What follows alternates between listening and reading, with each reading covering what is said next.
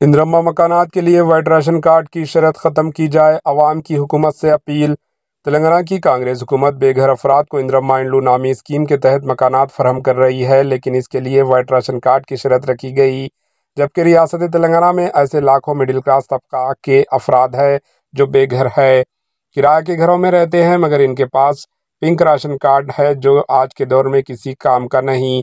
इन बेघर अफराद की आमदनी किराए और घर के अखराजात में ख़त्म हो जाती है। वो मकान ख़रीदने के इस्तात नहीं रखते। लिहाजा चीफ मिनिस्टर रेवंत रेड्डी से वो आवाम अपील कर रही है कि वो ऐसे मुस्तहिक अफराद को बग़ैर वाइट राशन कार्ड के मकानात भी फराहम करे। Bureau report, H news.